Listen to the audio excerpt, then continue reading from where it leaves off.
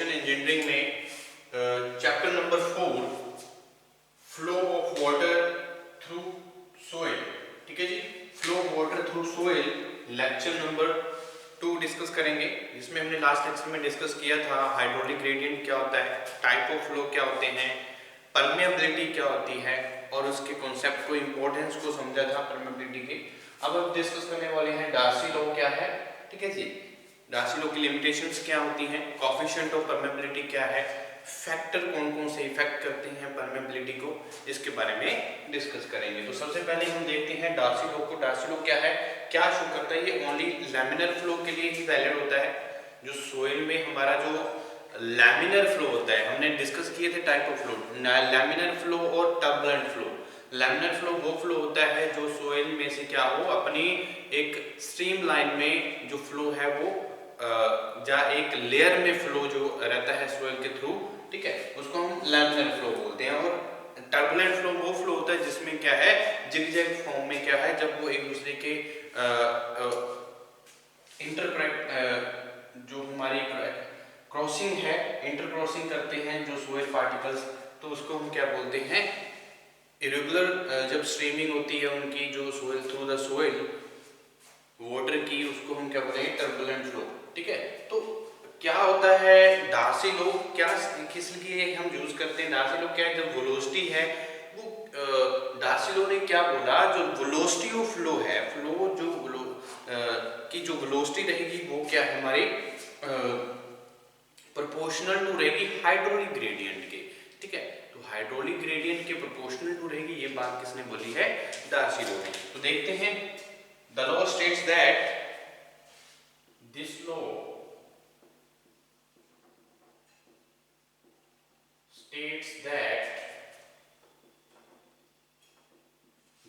states that for a laminar flow, for a laminar flow in a soil,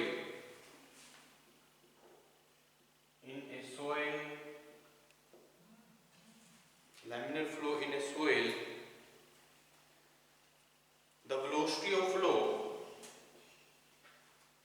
the velocity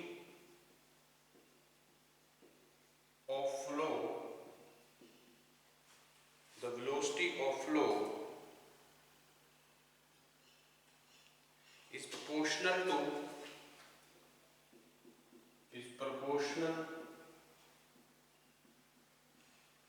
to its hydraulic gradient, proportional to its hydraulic gradient,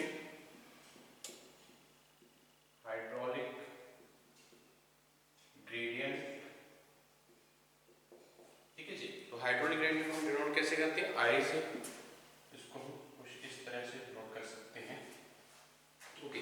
तो Darcy law ने क्या बोला है, ये laminar flow के लिए ही valid रहता है डार्सी लॉ। वो क्या बोलता है, वेलोसिटी ऑफ फ्लो जो है वो प्रोपोर्शनल टू है हाइड्रोलिक ग्रेडियंट के, ठीक है जी। तो वेलोसिटी ऑफ जो हमारा वेलोसिटी ऑफ फ्लो है वो क्या रहता है, हाइड्रोलिक ग्रेडियंट के प्रोपोर्शनल टू है, जितनी वेलोसिटी रहेगी उसके प्रोपोर्शनल क्या है, हाइड्रोलिक ग्रेडियंट है। तो हाइड्रोलिक ग्रेडियंट हमने क्या होता है, हमारा जो लॉस ऑफ हेड है, हाइड्रोलिक ग्रेडियंट क्या होता है, loss of head by length of water through soil pass, जो हमारा जिस लेंथ से जो वाटर है वो पास करता है, ठीक है जी, ये जो length of flow of water through the soil sample या सोइल मास, ठीक है, तो उसको हम क्या बोलेंगे, हाइड्रोलिक ग्रेडियंट। तो हाइड्रोलिक ग्रेडियंट के क्या है, प्रोपोर्शनल टू रहेगी हमारी वेलोसिटी ऑफ फ्लो रहेगा जो, तो उसको हम डार्सी लॉ ने ये स्टेटमेंट दी है, ठीक है। तो यहाँ में मैं मैथमेटिकली अगर देखूं तो जो वेलोसिटी ऑफ फ्लो है वो क्या है, directly proportional to hydraulic gradient है, ठीक है जी। तो directly proportional to hydraulic gradient है, तो अगर हम ये प्रोपोर्शनल साइन हटाते हैं तो हमारे पास क्या आता है, टू के आई।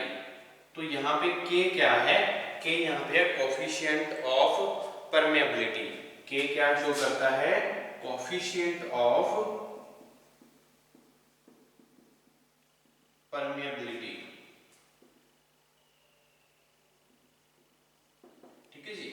ये क्या है हमारी कोफिशिएंट है परमेबिलिटी का।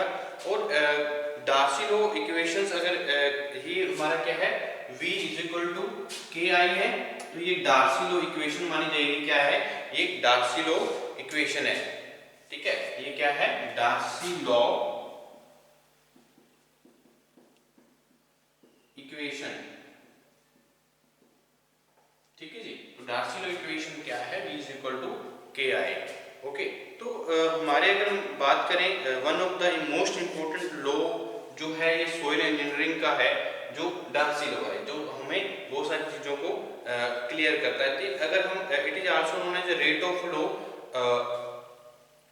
अगर हम डिस्चार्ज पर यूनिट की बात करें तो डिस्चार्ज पर यूनिट अगर यहाँ से निकालना चाहें, अगर हम वेलोसिटी क्योंकि directly proportional to hydraulic gradient है, तो हमारे पास v is equal to directly proportional sign हटाएंगे तो k आएगा, तो k यहाँ पे क्या है कोएफिशिएंट ऑफ परमेबिलिटी है।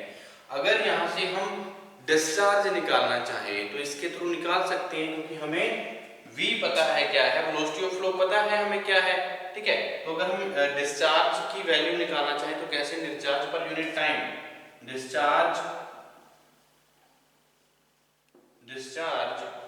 Per unit time is equal to क्या रहेगा, डिस्चार्ज इक्वल टू क्या होता है velocity into area, velocity into area. तो वेलोसिटी क्या है यहाँ पे k into I into area, ठीक है। तो ये हमारा क्या आ जाएगा, यहाँ से हम डिस्चार्ज भी कैलकुलेट कर सकते हैं, ठीक है। तो अब हम बात करते हैं इसकी लिमिटेशंस की। जो हमारे डार्सी लॉ है इसकी लिमिटेशंस क्या है, हमें एग्जैक्ट वैल्यू देता है कि नहीं, ठीक है, इसके बारे में देखते हैं। तो डार्सी लॉ क्या होता है, जो हमारी वेलोसिटी ऑफ फ्लो है वो directly proportional to hydraulic gradient बताता है, ठीक है। तो ये हमें पता होना चाहिए, हमारे डार्सी लॉ ने स्टेटमेंट की दी है। तो लिमिटेशन क्या रहेंगी डार्सी लॉ की,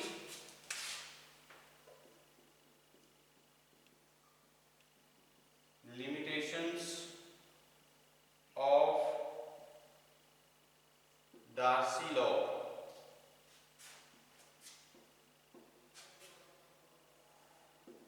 लिमिटेशंस ऑफ डार्सी लॉ, ठीक है। तो ज्यादातर अगर हमें पता है तो डार्सी लॉ जो है वो ओनली किसके लिए वैलिड है, लैमिनर फ्लो के लिए। तो ये एक लिमिटेशन हुई, ये टर्बुलेंट फ्लो के लिए वैलिड नहीं है, ठीक है। तो हम नहीं बोल सकते टर्बुलेंट फ्लो के केस में कि जो हमारे वेलोसिटी ऑफ फ्लो है वो डायरेक्टली प्रोपोर्शनल टू क्या रहेगी, हाइड्रोलिक ग्रेडियंट रहेगी, ऐसा नहीं हो सकता। ओके, तो इन फाइन ग्रेन सॉइल जैसे जब हमारी फाइन ग्रेन सॉइल्स रहती हैं, जैसे सिल्ट है, जब क्ले है, फाइन ग्रेन सॉइल क्या होती है हमारी, सिल्ट एंड क्ले, ठीक है। तो इनमें अगर हम बात करें, Darcy the dimensions of the interstices are very small and flow is laminar. तो इसमें जो हमारी डायमेंशंस ऑफ इंटरस्टिक्स हैं, जो वॉइड है वो बहुत ज्यादा कम होते हैं, ठीक है, एक दूसरे से जो कनेक्टिंग है वो कम होती है, ठीक है। तो जो फ्लो है वाटर का वो क्या रहेगा, लैमिनर रहेगा, ठीक है जी। तो जो हमारी फाइन, क्योंकि हमारा जो डार्सी लॉ है इसकी स्टेटमेंट क्या होती है, वेलोसिटी ऑफ फ्लो क्या है, directly proportional to hydraulic gradient है, ठीक है। और जो ये किसके लिए वैलिड है, ओनली लैमिनर फ्लो के लिए वैलिड है, टर्बुलेंट फ्लो के लिए वैलिड नहीं है। तो हम फाइन ग्रेन सॉइल की बात करते हैं, तो फाइन ग्रेन सॉइल सिल्ट और क्ले है, तो इसमें इंटरस्टिक्स जो रहती हैं वो वेरी स्मॉल होती हैं, और उसकी वजह से क्या है जो फ्लो होगा इनमें वो लैमिनर रहेगा, ठीक है जी। तो so Darcy law is generally applicable. तो लैमिनर अगर सिल्ट और क्ले है तो उसमें फ्लो लैमिनर है, तो इसका मतलब क्या है, डार्सी लॉ वहां पे वैलिड है, ठीक है, तो वहां पे वैलिड रहेगा। In coarse grain soil like sand, अगर हम कोर्स ग्रेन सॉइल की बात करते हैं, ये फाइन ग्रेन सॉइल के लिए तो बात खत्म हुई। फाइन ग्रेन सॉइल के लिए,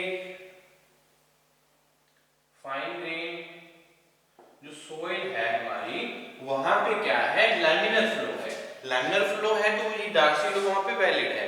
अगर मैं बात करता हूं कोर्स ग्रेन सॉइल की, तो यानी कि सैंड की, तो सैंड क्या है, कोर्स ग्रेन सॉइल है, कोर्स ग्रेन सॉइल है ना सैंड, कोर्स ग्रेन सॉइल, ठीक है। तो इसमें क्या होगा, जो हमारे फ्लो होगा उसमें क्या है, जो कोर्स ग्रेन सोइल सैंड है या ग्रेवल है, ठीक है, ग्रेवल और सैंड में बहुत ज्यादा फर्क रहेगा, ठीक है। तो इसमें अगर कोर्स ग्रेन सोइल सैंड की बात करें तो इसमें भी फ्लो क्या है, लैमिनर है, ठीक है। अगर सैंड की बात करें इसमें भी फ्लो क्या है, लैमिनर है। बट जब हम ग्रेवल की बात करते हैं, ग्रेवल, तो इसमें क्या होगा, इसमें जो फ्लो आएगा वो इंटरस्टिक्स जो आएंगे, इसमें जो इंटरस्टिक्स हैं वो क्या है, बहुत ज्यादा है, बहुत वेरी लार्ज रहेंगी, ठीक है। तो सैंड में भी ये कोर्स ग्रेन सोइल है, हमारी ग्रेवल भी कोर्स ग्रेन सोइल है, बट सैंड में क्या है, जो फ्लो है वो लैमिनर है। इसका मतलब यहाँ पे भी जो डार्सी लॉ है वो वैलिड रहेगा, एप्लीकेबल रहेगा। और ग्रेवल की बात करता हूं तो ग्रेवल क्या है, इसमें जो इंटरस्टिक्स रहेंगी वो बहुत ज्यादा रहेंगी, ठीक है। तो इसलिए यहाँ पे अगर मैं बात करूं, जो फ्लो रहेगा वो टर्बुलेंट रहेगा। इसमें भी हमारा क्या है, लैमिनर फ्लो आएगा, और ये सिल्ट और क्ले के लिए भी लैमिनर फ्लो है। तो लैमिनर फ्लो के लिए तो हमारा जो डार्सी लॉ स्टेटमेंट है वो वैलिड है, ठीक है। तो ग्रेवल क्या है, जो टर्बुलेंट फ्लो आएगा ग्रेवल में, क्योंकि इंटरस्टिक्स बहुत ज्यादा बड़ी होती है इसमें, ठीक है। तो इसमें क्या रहेगा, टर्बुलेंट फ्लो रहेगा। तो टर्बुलेंट फ्लो के लिए तो हमारा जो डार्सी लॉ है वैलिड नहीं है, एप्लीकेबल नहीं है, ठीक है। तो इसके लिए हम क्या कहते हैं, it may also be noted that for extremely fine grain particles such as colloids, the interstice is very small and the velocity is very low, so Darcy law is not applicable. तो gravel के लिए भी क्या है, Darcy law applicable नहीं हो सकता क्योंकि इंटरस्टिक्स बहुत ज्यादा है। अगर मैं और बात करता हूँ वेरी फाइन ग्रेन सोइल की, जिसमें हमारी क्या है, एक्सट्रीमली फाइन ग्रेन सोइल होती है। एक्सट्रीमली फाइन ग्रेन सोइल कौन सी होती है, एक्सट्रीमली फाइन ग्रेन सोइल हमारी क्या है, colloids, ठीक है। एक्सट्रीमली फाइन ग्रेन्ड सोइल कौन सी होती है, colloids। जो colloids होते हैं, ठीक है जी, तो इनका जो साइज है 0.2 माइक्रोन से भी 0.02 माइक्रोन से भी कम होता है, ठीक है। तो colloids जो हैं, ठीक है, तो colloids जो वे बहुत ज्यादा फाइन ग्रेन सोइल है, ठीक है। तो इसमें अगर हम बात करें तो फ्लो जो रहेगा, इसमें जो फ्लो है बहुत ज्यादा कम रहेगा, वेरी स्मॉल, एंड जो वेलोसिटी है वो भी क्या रहेगी, बहुत ज्यादा लो रहेगी। अगर हम कंपैरिजन करें सैंड, सिल्ट और क्ले में, तो देखिए क्ले सब इसमें से 2 micron size, less than 2 micron size की रहेगी ना, तो लेस देन 2 माइक्रोन साइज की है यहाँ पे क्ले। तो इसमें अगर हम बात करते हैं, उसके बाद सिल्ट का भी साइज है, सैंड का भी साइज, तो इसमें भी लैमिनर फ्लो है। बट उससे भी एक्सट्रीमली फाइन ग्रेन सोइल की बात करें colloids की, तो colloids में क्या है, जो फ्लो है वो बहुत ज्यादा लो रहेगा, ठीक है। इसमें जो इंटरस्टिक्स हैं बहुत ज्यादा कम रहेंगी और फ्लो की जो वेलोसिटी है बहुत ज्यादा कम होगी। तो वहां पे भी डार्सी लॉ नॉट एप्लीकेबल है, डार्सी लॉ नॉट एप्लीकेबल, क्योंकि यहां पे क्या है, फ्लो जो है वो नहीं हो रहा है एप्लीकेबल, ठीक है जी, ठीक है, डार्सी लॉ नॉट एप्लीकेबल। तो कहां पे इसका लिमिटेशंस कहां पे है, एक तो very fine grain soil like colloids, वहां पे जो हमारा डार्सी लॉ है वो एप्लीकेबल नहीं रहता, वैलिड नहीं रहता।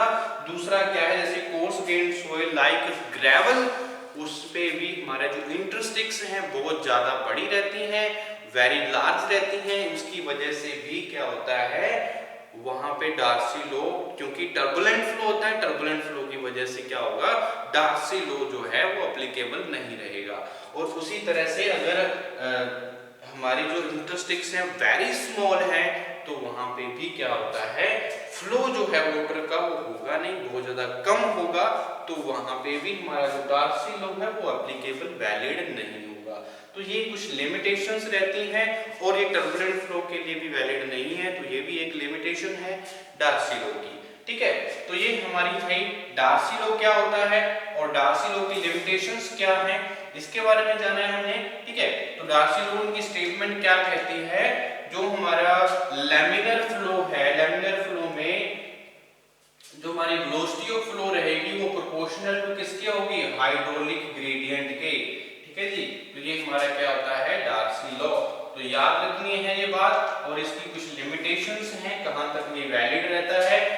बारे में भी हमें पता रखना है, ठीक है।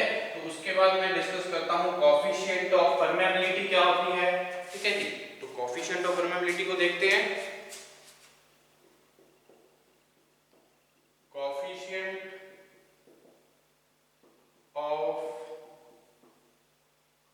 Permeability, okay. Coefficient of permeability क्या है, जैसे अगर हम डार्सी लॉ की बात करते हैं तो डार्सी लॉ में हमारा डार्सी लॉ की स्टेटमेंट क्या है, v डायरेक्टली प्रोपोर्शनल टू क्या है, यानी कि velocity of flow directly proportional to hydraulic gradient है। जब हम प्रोपोर्शनल साइन यहाँ पे हटाएंगे तो यहाँ से क्या आ जाता है, v velocity of flow is equal to k into i।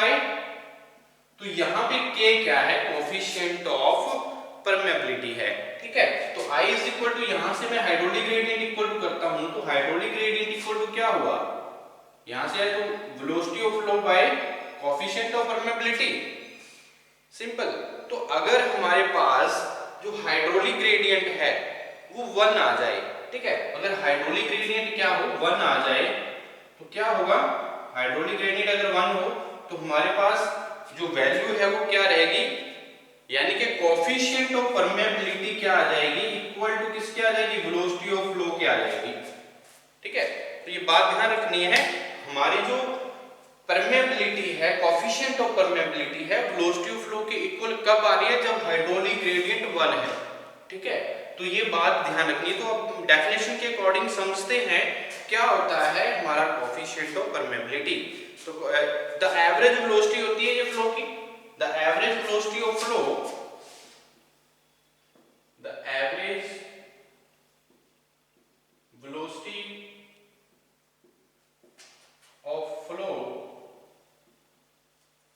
the average velocity of flow through the total cross sectional area, flow through the total cross sectional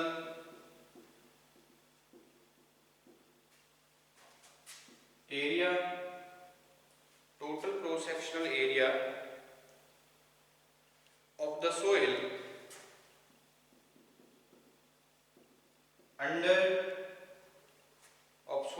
under unit hydraulic gradient, under unit hydraulic gradient, ठीक है जी। तो अभी हमने समझा unit hydraulic gradient के अंदर जो एवरेज वेलोसिटी ऑफ फ्लो है वो क्या है, to the total cross sectional area होगी, ठीक है जी। तो ये हमारा क्या, उसको कोफिशिएंट ऑफ परमेबिलिटी किसको शो कर रही है, किसको हमारी डिफाइन कर रही है, coefficient of permeability velocity of flow, average velocity of flow through the total cross sectional area of soil under unit hydraulic gradient, ठीक है जी। तो ये बात आपने ध्यान रखनी है, और वेरी वेरी इंपॉर्टेंट हमारा जो टॉपिक रहता है कोफिशिएंट ऑफ परमेबिलिटी, ओके। तो डायमेंशन क्या रहेगी, जो वेलोसिटी है, वेलोसिटी की डायमेंशंस के अकॉर्डिंग ही हमारी क्या रहेंगी, coefficient of permeability. It denote कैसे करते हैं, it is denoted by small के, ठीक है जी। स्मॉल के से हम इसको डिनोट करते हैं, और ये हमारा जो स्मॉल के है कोफिशिएंट ऑफ परमेबिलिटी है वो क्या रहेगी, इसके जो डायमेंशन है वो सेम है जब वेलोसिटी ऑफ फ्लो होंगे, ठीक है। जब वेलोसिटी, क्योंकि ये इक्वल टू वेलोसिटी हमारा आ गया ना, क्योंकि राशि लोग क्या बोलता है, velocity of flow directly proportional to hydraulic gradient. अगर हम वेलोसिटी ऑफ फ्लो को डायरेक्टली प्रोपोर्शनल साइन हटाते हैं तो यहाँ से कोफिशिएंट ऑफ परमेबिलिटी का साइन आता है, कांस्टेंट आता है, तो इस कांस्टेंट को हम क्या बोलते हैं, कोफिशिएंट ऑफ परमेबिलिटी, ठीक है। अगर मैं यहाँ पे हाइड्रोलिक ग्रेडियंट इक्वल टू करता हूँ तो क्या आएगा, velocity of flow bye coefficient of permeability. अगर हमारे पास यूनिट हाइड्रोलिक ग्रेडियंट है, यानी कि i इज इक्वल टू 1 है, तो हमारा क्या आ जाएगा, v k is equal to v आ जाएगा, यानी कि coefficient of permeability equal to velocity of flow क्या आएगा, ठीक है। तो ये हमारा जो क्या है, सेम है, डायमेंशन भी इसकी क्या रहेगी, सेम रहेंगी, ठीक है। तो मैं यहाँ पे डायमेंशन की बात करता हूँ, तो ये किसमें हम कर सकते हैं इसको, it is expressed in mm पर सेकेंड,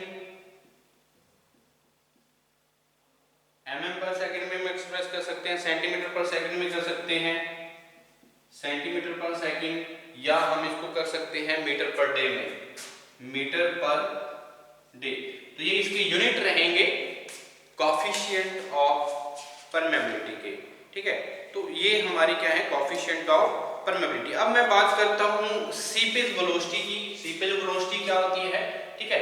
ये बहुत इंपॉर्टेंट जो टर्म्स हैं हम डिस्कस कर रहे हैं, जो हमारे फ्लो ऑफ वाटर थ्रू में जो न्यूमेरिकल प्रॉब्लम्स रहेंगी उसको सॉल्व करने में, जो हमारी सॉइल इंजीनियरिंग में प्रॉब्लम्स आती हैं, बहुत ज्यादा हेल्प करेंगी। जो प्रॉपर्टीज, जो टर्म्स जो हैं बहुत इंपॉर्टेंट रहती हैं। अब मैं बात करता हूँ velocity of seepage velocity. Seepage velocity क्या होता है, सीपेज वेलोसिटी, ठीक है जी। तो सीपेज वेलोसिटी क्या है, हमें पता है जो डिस्चार्ज है हमारा,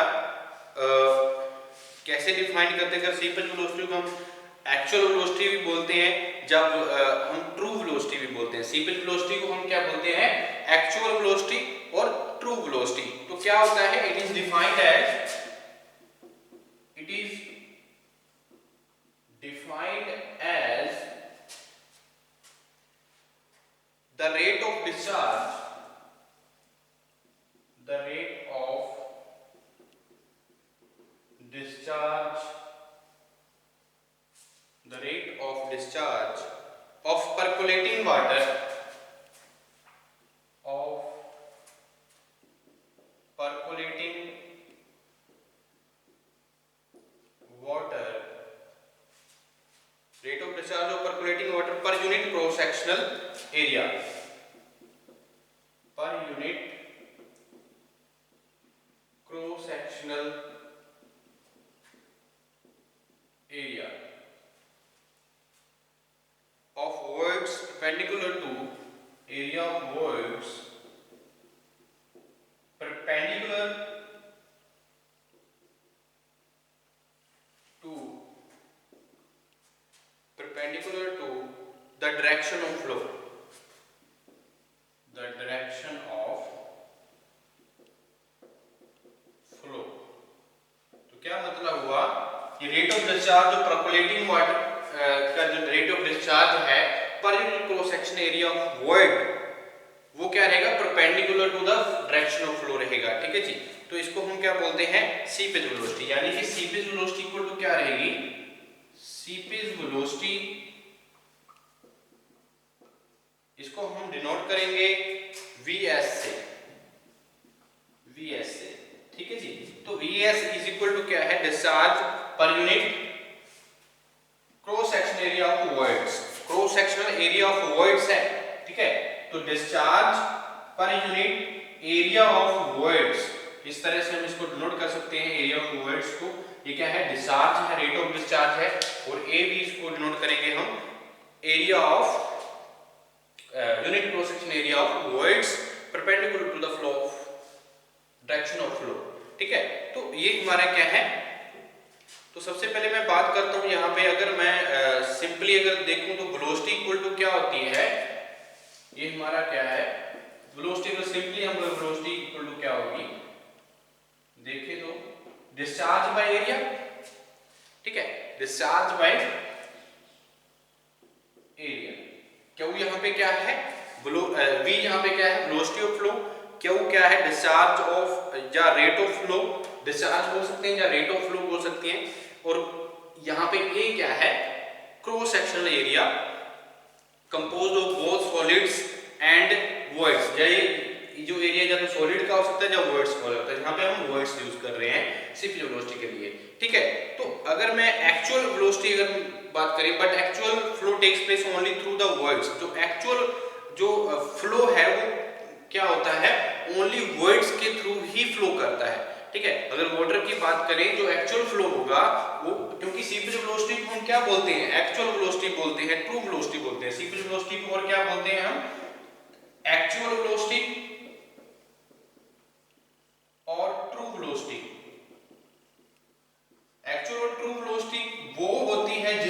फ्लो है वो वॉइड के थ्रू होता है, जैसे फ्लो जो है वॉइड्स के थ्रू होता है तो उसको हम एक्चुअल वेलोसिटी बोल देते हैं, ठीक है। तो इसका मतलब क्या है, v एक्चुअल इक्वल टू क्या रहेगा, v actual velocity equal to क्या होगा, rate of flow by area of cross section area of voids, ठीक है। तो वॉइड्स में से जो पास कर रही थी एरिया में, ठीक है, तो ये हमारी क्या है, एक्चुअल वेलोसिटी है। ओके, तो अगर मैं बात करूं एक्चुअल वेलोसिटी जो रहेगी वॉइड्स की, अगर यहां पे मैं डिफरेंस करूं, जो एरिया ऑफ वॉइड्स है, एरिया ऑफ वॉइड्स है वो लेस देन रहेगा ना इस एरिया से, ठीक है। उसी तरह से मैं बात करूं जो v एक्चुअल है, v एक्चुअल जो रहेगी वो क्या रहेगी, लेस देन ही रहेगी किससे, नॉर्मल जो हमारी क्या है, सॉरी ग्रेटर देन रहेगी जो हमारी नॉर्मल वेलोसिटी है, ठीक है, क्योंकि एक्चुअल वेलोसिटी ओनली थ्रू कैसे के वॉइड्स के थ्रू फ्लो होता है, ठीक है। तो ये हमारा क्या है, सीपेज वेलोसिटी, ठीक है। तो इसको हम कुछ इस तरह से भी हम डिनोट कर सकते हैं, अगर हम देखें तो हमारे पास क्या है, ये क्या होता है, rate of discharge of percolating water per unit cross section area of voids perpendicular to its direction of flow। तो सीपेज वेलोसिटी एक ट्रू वेलोसिटी है, एक एक्चुअल वेलोसिटी है, तभी हम एक्चुअल वेलोसिटी बोलते हैं। जो एक्चुअल जो फ्लो है वो क्या कहता है, takes place only through the voids, जो एक्चुअल फ्लो होगा वो ओनली वॉइड्स के थ्रू ही होगा। तो ये हमारी क्या है, एक्चुअल वेलोसिटी, सीपेज वेलोसिटी, ठीक है। जो नेक्स्ट लेक्चर में हम डिस्कस करेंगे फैक्टर अफेक्टिंग परमेबिलिटी, कुछ जो फैक्टर्स हैं कौन से इफेक्ट करते हैं परमेबिलिटी को, वन बाय वन डिस्कस करेंगे।